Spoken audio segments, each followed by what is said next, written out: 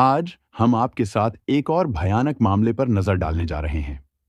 दुनिया में ऐसी कई प्रेम कहानियां हैं जिन्हें आज भी मिसाल के तौर पर पेश किया जाता है, लेकिन बदलते समय के साथ किसी के प्यार से खेलना कुछ लोगों के लिए आम बात हो गई है। और आज की कहानी भी कुछ अलग नहीं है।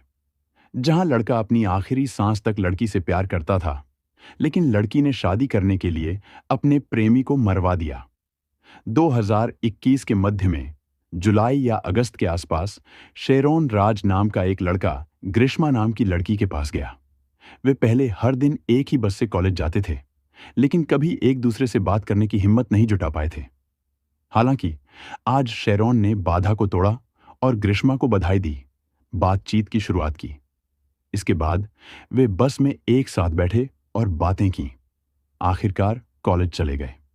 शेरोन राज 23 साल का था और सीएसआई मेडिकल कॉलेज नाय्योर में बीएससी रेडियोलॉजी का अंतिम वर्ष का छात्र था। दूसरी ओर 22 वर्षीय ग्रीष्मा अपने कॉलेज के पास रहती थी।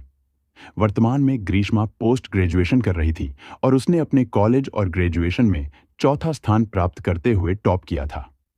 कुल मिलाकर ग्रीष्मा एक प्यारी लड़की थी। चूंकि वे दोनों एक दूसरे को पसंद करते थे, इसलिए उनकी दोस्ती जल्दी ही प्यार में बदल गई और कुछ महीनों तक दोस्त के रूप में मिलने के बाद वे अब एक रिश्ते में आ गए थे।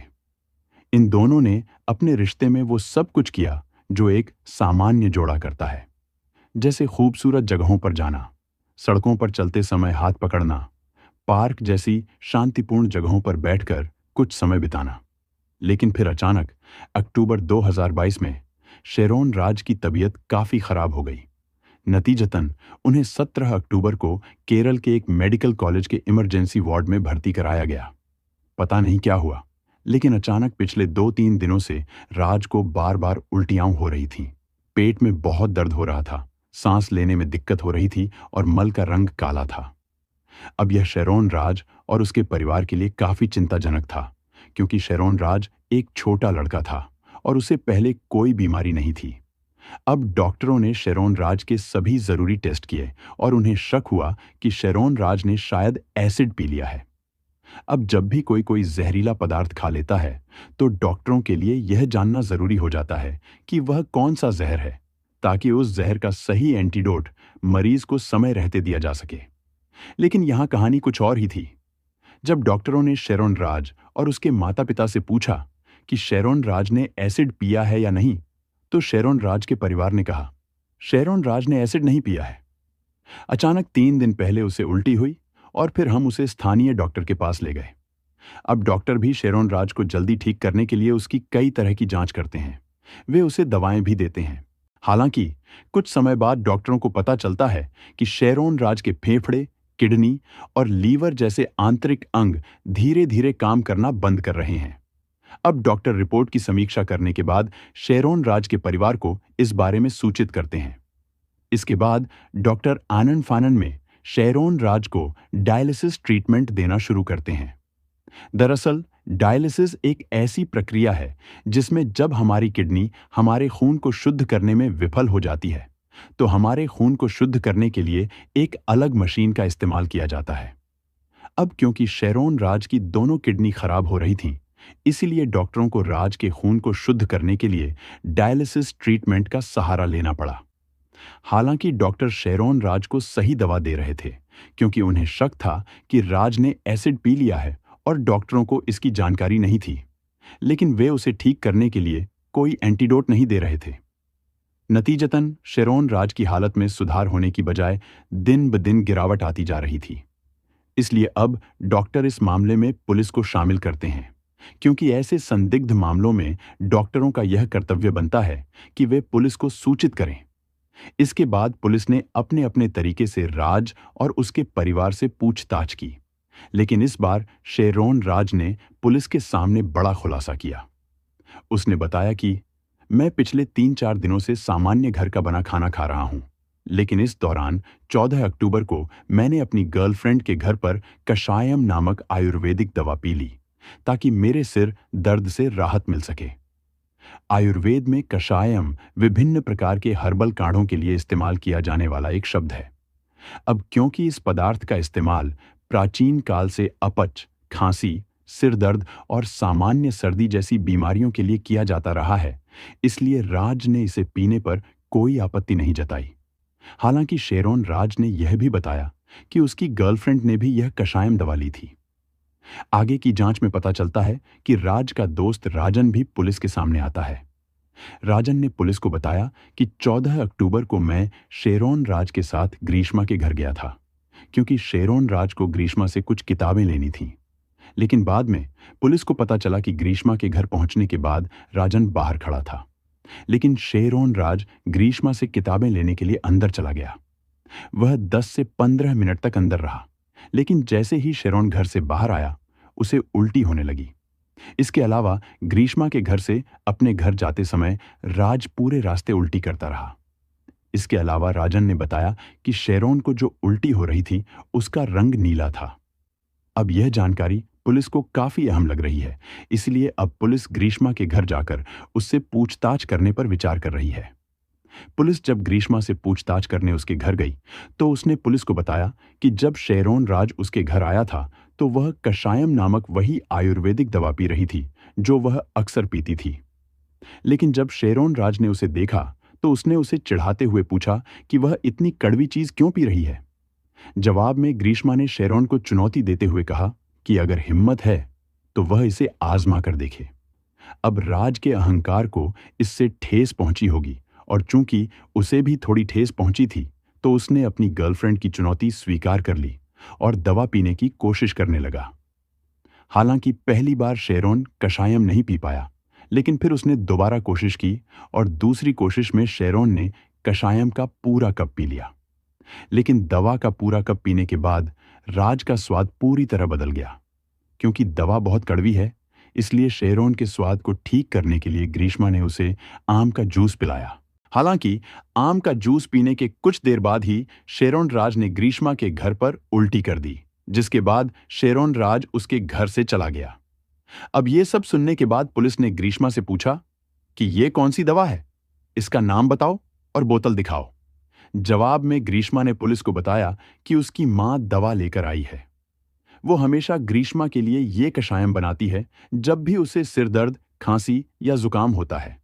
लेकिन ग्रीष्मा को खुद इस दवा के बारे में कोई जानकारी नहीं है और वो इसका नाम भी नहीं जानती।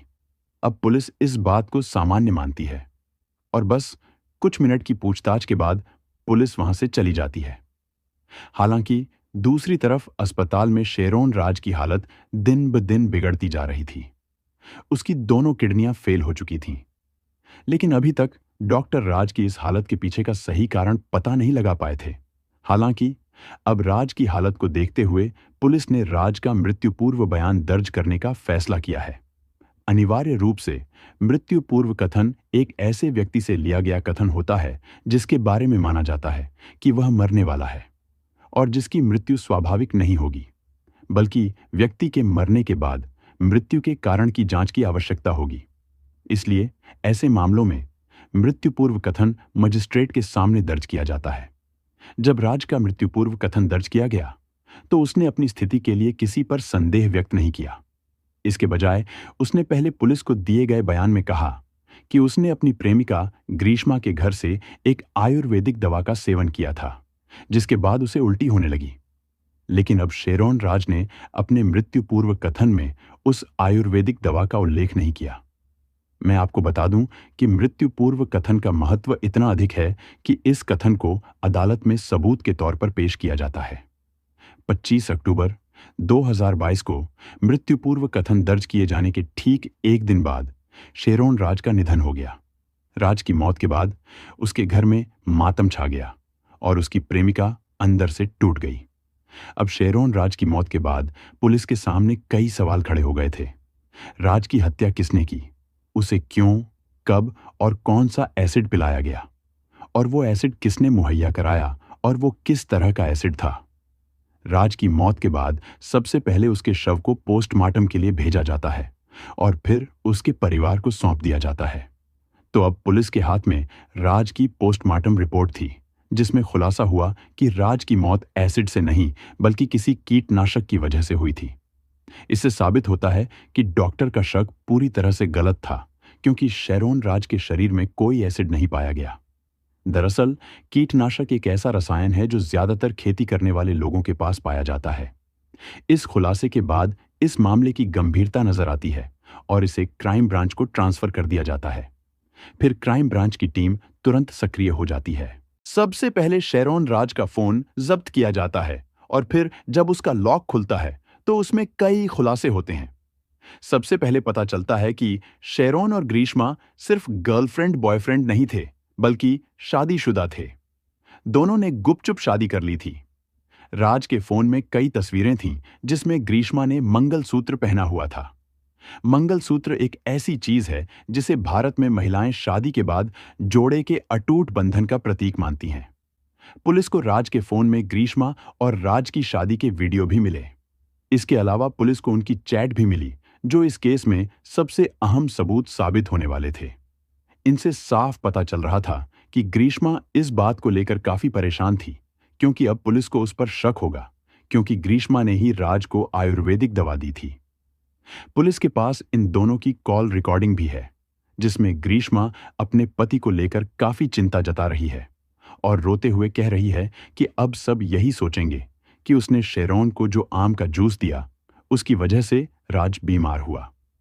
उनकी बातचीत से ऐसा लग रहा था कि शेरोन राज को ग्रीष्मा पर भी तरस आ रहा है, क्योंकि अब पुलिस उसकी पत्नी को बिना वजह संदिग्ध मान रही है। इसके अलावा ग्रीष्मा चैट में अपने पति से कहती है कि उसने जो आम का जूस उसे दिया था वह एक्सपायर हो चुका था और शायद इसी वजह से वह बीमार हुआ। इसके लिए ग्रीष्मा राज से माफी भी मांगती है, क्योंकि बाद में उसने आम के जूस की बोतल देखी थी। लेकिन यहां ग्रीष्मा राज को यह भी बताती है कि उसी दिन हमारे घर एक ऑटो रिक्शा वाला आया था, जिसे मैंने वही आम का जूस दिया था और उसे पीने के बाद उसे भी उल्टियां होने लगी थीं। लेकिन अब वह ठीक है और तुम भी जल्दी ठीक हो जाओगे। अब पुलिस के पास कोई और सुराग नहीं था, इसलिए उन्होंने उस ऑटो रिक्शा वाले की तलाश शुरू कर दी। लेकिन पुलिस को कोई भी ऑटो रिक्शा चालक नहीं मिला जो ग्रीष्मा के घर आया हो और उसने आम का जूस पिया हो। इसलिए एक बार फिर पुलिस ग्रीष्मा के घर जाती है। लेकिन पुलिस को फिर से देखकर ग्रीष्मा अपना बयान बदल देती है और कहती है कि मैंने राज को जो आयुर्वेदिक दवा दी थी वह मुझे मेरी प्रियदर्शनी नामक रिश्तेदार ने भेजी थी। पुलिस को यह थोड़ा अजीब लगता है, लेकिन अब वे प्रियदर्शनी के घर जाते हैं। इसके बाद प्रियदर्शनी पुलिस को बताती है कि उसने वह आयुर्वेदिक दवा एक मेडिकल स्टोर से ली थी और पुलिस को उस स्टोर का पता भी बताती है जहां से उसने दवा खरीदी थी। हालांकि जब पुलिस उस मेडिकल स्टोर पर जाती है जिसका पता प्रियदर्शनी ने उन्हें दिया था, तो स्टोर के मालिक से पूछताछ करने पर पुलिस को पता चलता है कि स्टोर ऐसी कोई दवा नहीं बेचता है। इसके बाद पुलिस वापस प्रियदर्शनी के पास जाती है और इस बार उससे सख्ती से पूछताछ करती है। अब पुलिस की डांट से प्रियदर्शनी घबरा जाती है और उन्हें सच्चाई बता देती है। प्रियदर्शनी कहती है कि उसे ग्रीष्मा का फोन आया था और ग्रीष्मा ने ही उसे यह पूरी कहानी रचने को कहा था। यह सुनते ही पुलिस सीधे ग्रीष्मा के घर जाती है और उसे पकड़कर थाने ले आती है। जब पुलिस ने पहली बार ग्रीष्मा का बयान लिया था तो उसके परिवार वाले भी उसके साथ थे, लेकिन अब पुलिस ग्रीष्मा से लगातार 8 घंटे तक पूछताछ करती है और इस दौरान ग्रीष्मा के साथ कोई नहीं होता। ग्रीष्मा और शेरोन राज के बीच हुए मैसेज और फोन कॉल में ग्रीष्मा बार बार कषायम के बारे में बात करती थी और इन चैट से कोई भी समझ सकता है कि ग्रीष्मा बार बार राज को यह संकेत दे रही थी कि उसने जानबूझकर कुछ गलत नहीं किया है। लेकिन सबसे दुखद बात यह है कि राज ने भी यह बात मान ली और वह नहीं चाहता था कि पुलिस ग्रीष्मा को और परेशान करे। इसलिए राज ने मरते समय भी ग्रीष्मा या उस आयुर्वेदिक दवा का नाम नहीं लिया। इस केस का निष्कर्ष यह है कि ग्रीष्मा शेरोन राज से प्यार करती थी, उससे शादी भी कर चुकी थी, लेकिन अब वह अपने माता पिता की मर्जी से शादी करके आराम से जीवन जीना चाहती थी। हालांकि राज अपनी शादी को लेकर काफी गंभीर था और इसके अलावा उसके पास ग्रीष्मा की कुछ निजी तस्वीरें भी थीं। इससे ग्रीष्मा को डर था कि अगर उसने राज को बताए बिना दूसरी शादी कर ली तो वह नाराज हो सकता है और उन तस्वीरों को लीक कर सकता है। शायद इसी वजह से ग्रीष्मा ने राज को अपने रास्ते से हटाने की कोशिश की। इसके बाद ग्रीष्मा को आधिकारिक तौर पर गिरफ्तार कर लिया जाता है, लेकिन जब उसे किसी कारण से एक थाने से दूसरे थाने में भेजा जा रही थी, तो उसने पुलिस अधिकारियों से कहा कि उसे शौचालय जाना है और शौचालय जाने के बहाने उसने लाइसोल पी लिया। बाथरूम से बाहर आने के बाद उसे उल्टी हुई और फिर उसे तुरंत अस्पताल भेजा गया, जहां जल्द से जल्द उसका पेट साफ किया गया और उसके बाद ही वह ठीक हो पाई। लेकिन ग्रीष्मा की चाल के कारण ग्रीष्मा के साथ शौचालय गए 2 पुलिस कांस्टेबलों को तुरंत निलंबित कर दिया गया, क्योंकि यह सब उनकी लापरवाही के कारण हुआ। दरअसल नियम यह है कि अगर कोई अपराधी शौचालय जाने की बात करता है, तो सबसे पहले शौचालय की जांच की जाती है और किसी भी अपराधी को शौचालय को बंद करने की अनुमति नहीं है। लेकिन इन दोनों पुलिस अधिकारियों ने इन 2 बातों की अनदेखी की, जिसके परिणाम स्वरूप उन्हें अपनी नौकरी से हाथ धोना पड़ा। इसके अलावा इस बारे में कोई खुलासा नहीं किया गया कि ग्रीष्मा को वह कीटनाशक की बोतल कहां से मिली, लेकिन शेरोन राज को मारने से पहले ग्रीष्मा ने इंटरनेट पर इस कीटनाशक के बारे में खोज की थी। इसके अलावा 25 सितंबर 2023 को ग्रीष्मा को उच्च न्यायालय द्वारा जमानत दे दी गई थी। तो इसके साथ ही शेरोन राज हत्याकांड यहीं खत्म हो जाता है। अगर आप हमारे प्रयासों की सराहना करते हैं तो इस वीडियो को लाइक और शेयर करें। अगर आपने अभी तक हमारे चैनल को सब्सक्राइब नहीं किया है तो अभी करें। धन्यवाद।